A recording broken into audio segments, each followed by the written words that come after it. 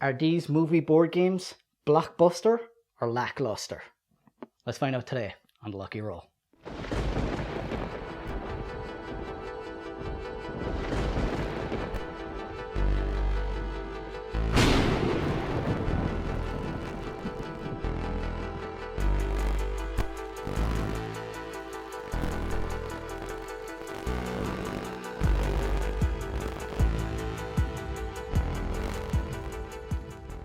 Hello and welcome to The Lucky Roll, an eclectic channel for eclectic games. I'm Sean. And I'm Eric. And today we're going to be doing a comparative review of E.T.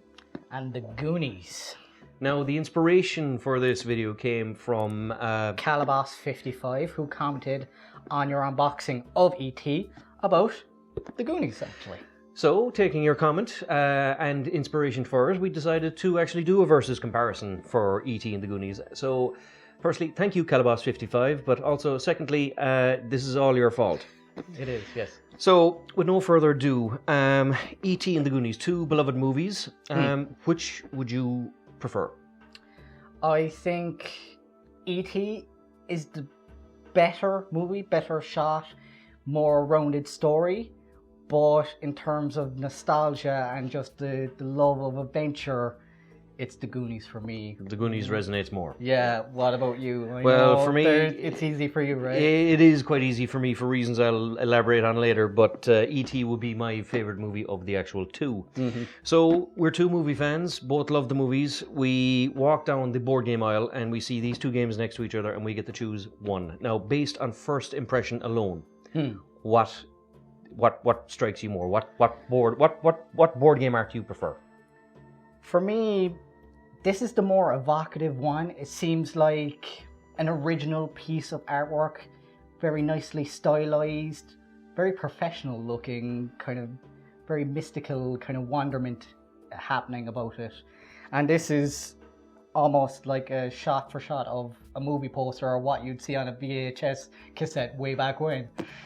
Well, that's interesting because that's pretty much the movie poster, but the Goonies game is pretty much the movie. Yeah. It covers all major aspects of the movie, whereas the E.T. game really only covers not this particular scene, but this particular part of the movie, where it's the climax where E.T.'s trying to get home and you're running away from the feds. Yeah. In terms of art style, I actually think that's a better looking box, more eye-catching, and it stands out a little bit better. Now this one, that's interesting because I'm the other way. I'm over here as opposed to here.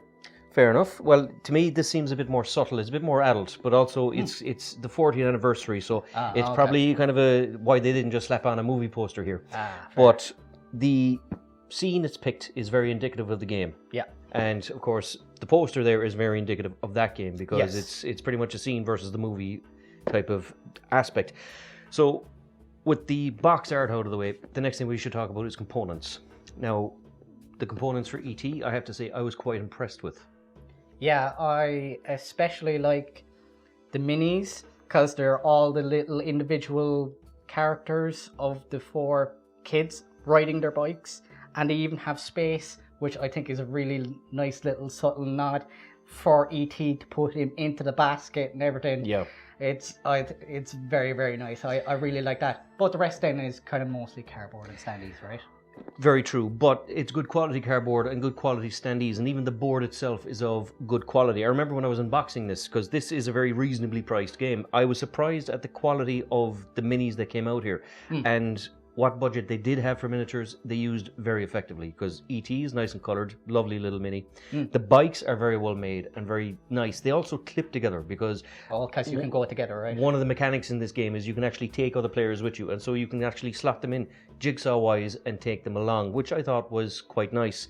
The art style is lovely. They didn't just take stills from the movie here. They actually used original art, and it has a kind of a lovely kind of storybook feel. It's kind of like penciled art as opposed to oils or even just, pictures in the movie.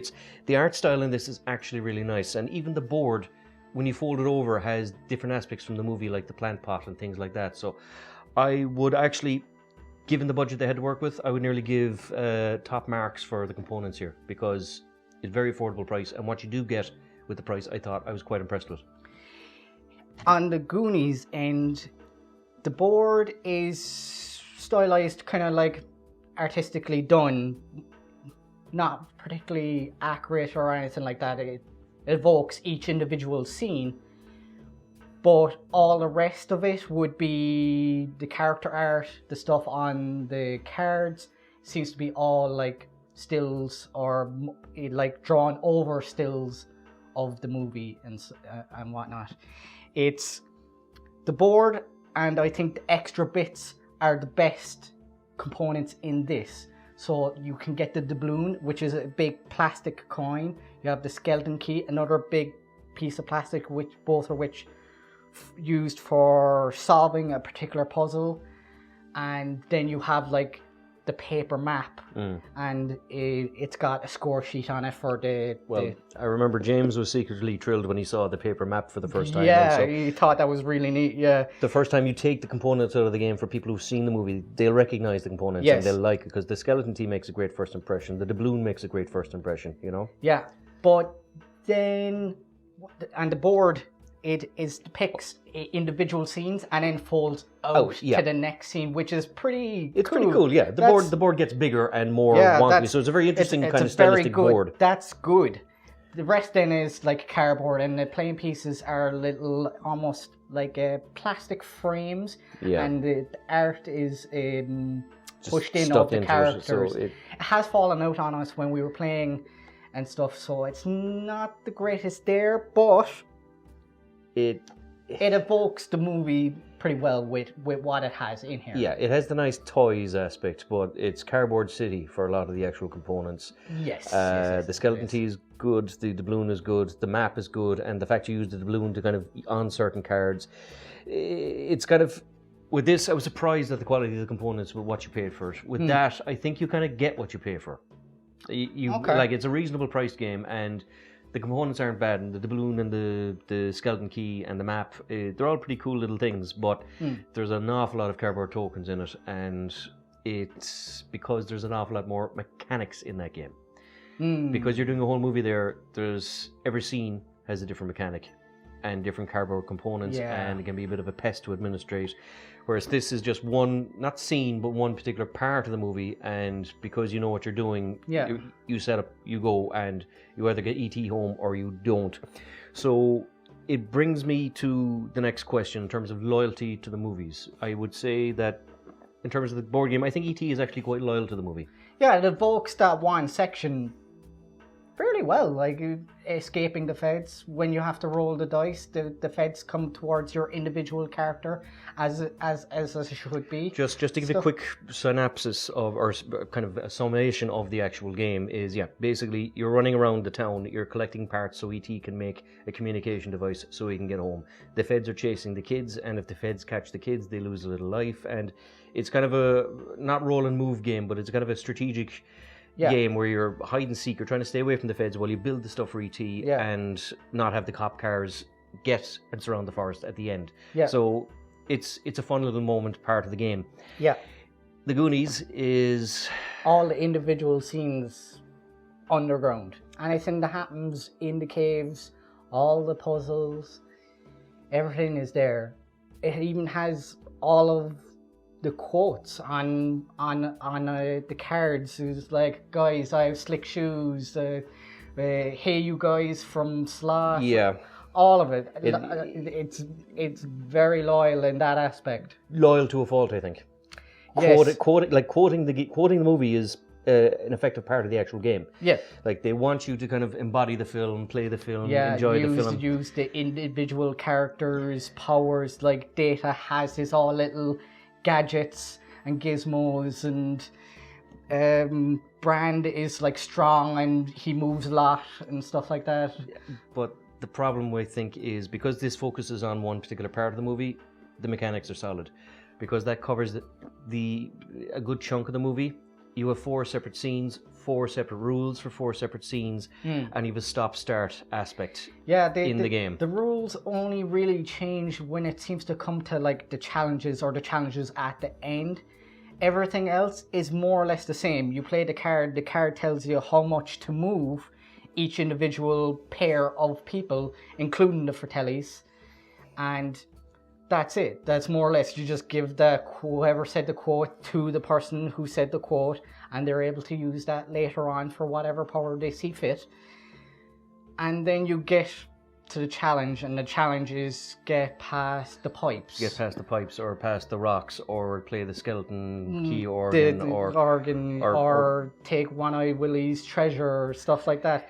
And each one of those is different. So you set up scene 1, that might be a bit of a pain, but then you have to go dive into the rules to make sure that you've done the challenge correctly. No, I moved on to scene 2. That's a different challenge.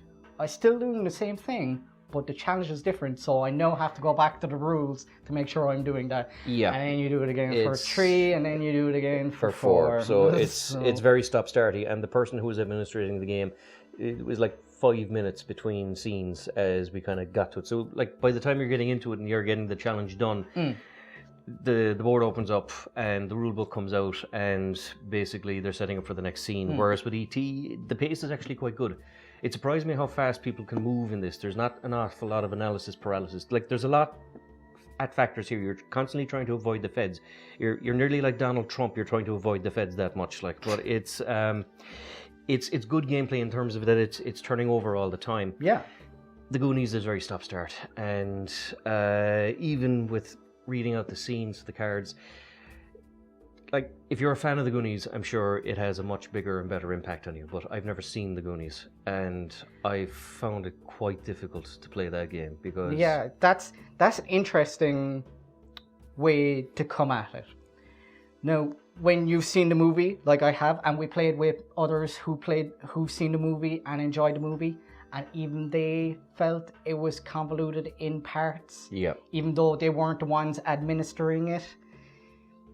But you've never seen the movie, so you're only playing the game on the mechanics and the mechanics alone, and you did not enjoy it. I didn't enjoy it because, well, firstly, I was hampered by the instruction book. The instruction book I found the mechanics very convoluted. You know, you're kind of limited to the card you're playing, and you're limited with the moves you're making with the card you're playing. And obviously the extra powers that you're given from scenes of the movie didn't resonate with me. So I was playing without getting the kind of the thrill of nostalgia or the thrill of relevance or anything like that with every part of the movie I was playing. I didn't even get to reminisce certain scenes or because you've never seen it, so you literally don't get any of the quotes. It relies heavily on those quotes. The quotes are on everything. All of the cards in the game have a quote of some variety on it, every one of them. And so that's the problem with the Goonies, because it tried to be the entire movie. The mechanics got convoluted, and it was loyal to a fault. So you are right. It is extremely faithful, and you do have to give it credit where credit is due.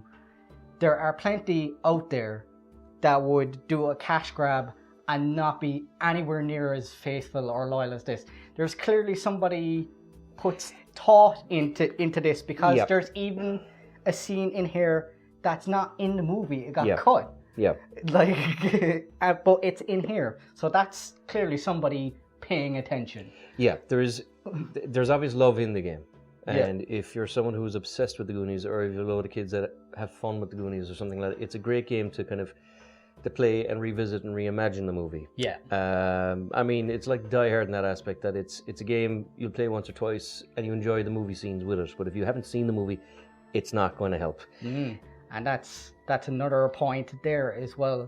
Even though we did play it a couple of times, even after the first time, I did not feel like I wanted to play it again. I didn't feel like there was much replayability, which is unusual, because like, you'll go and you'll watch your favorite movie or a movie you enjoy multiple times.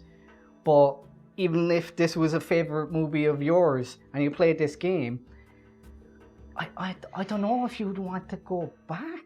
You see, that's the problem with a board game that's very loyal to the movie. Like, it was the same thing with the Die Hard board game. You know, it was actually quite fun. I did like it, but if you play it more than once in a year, you've played enough, if you know what I mean. Because it's loyal to a fault, so it's tied to its loyalty to the movie. E.T. is different in the sense that because it's only one part of the scene, or one part of the movie that everyone's kind of aware of anyway, just through kind of popular culture. You know, we all know where the kids fly and the E.T. tries to go phone home and all that. You don't have to have seen the movie to enjoy the game. And you could actually play the game because the several mechanics are times there. because it wasn't trying to squeeze in the whole movie, it just fit in one part. They were able to make a good board game here. And there's multiple difficulty settings in it, right? There is, There's 3 levels, I think, was it? There is. Well, I mean, that's a good thing, because obviously you're going to have smallies that'll want to play the game and they'll want to win the game. And of course, if you have adults, you know that, hey, Just make it more difficult. we played it and we actually quite enjoyed it. You know, there was a nice little bit of strategy in this. I liked the cooperative aspect on this. There was very little cooperative aspect in the Goonies. The Goonies was, you were kind of playing a role, where E.T., I felt you had more freedom of movement, more freedom of choice, more kind of basic strategy coming in. I was quite pleasantly surprised with E.T., given that it would be, to me, a child's movie.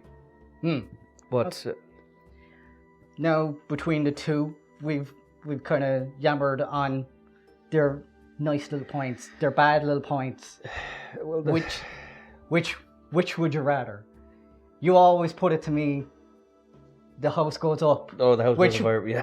Which one do you want? To be honest with you, I obviously E.T. because it's the game I enjoy, but I found the Goonies such a struggle that I would nearly question the motive of why the fire was set in the first place. It was. I know.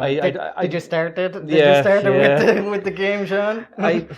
Like I said, I don't like dogpiling in games because, you know, a lot of work and love goes into these things. And it does. I was just possibly the worst candidate to play it. But even for people who have seen the movie and enjoyed the movie, it tried to do too much. Yeah, but I argue that you probably a better person to play it. Well, if you have the rose-tinted glasses on, then you might not see its faults. You might not see its flaws. At the end of the day, there still has to be a game playable. Well, you know, there is something playable here, and it is plenty fun. But it definitely has a limited lifespan, because the person that gave us this game said there was no rush back with it, because like they loved the movies, they played it with their brothers, and they enjoyed the game, but they played it. They're done with it. You know what I mean? There's no rush to get it back. You will get it back, but there's no rush to get it back. That's fair. Whereas with E.T., I would drag this out now and again, and I will play it. There's a nice little game here, whereas with the Goonies, that's more. Do you remember this bit? And now you remember that bit, and do you remember this bit? And now you get to say the famous quote about this bit in that bit, and it is. It's a lovely game. Brilliant nostalgia in here, lots of love, but it just isn't for me. It is very clearly for a very big fan. And you'd want to be a really big fan. I mean, like I said, I don't want to dogpile on the game, but it's not for me, and I don't think it's a game for most people. Okay. So, with no further ado, that has been E.T. versus the Goonies. I think the Spielberg-directed movie did better than the Spielberg-produced movie. So, as always, if you enjoy these videos, please like, subscribe, all that good YouTube stuff. And again, thank you to Calabas55. Again, this is all your fault. Yeah. And until next time, this is Sean. And Eric. Good luck, God bless, and phone home.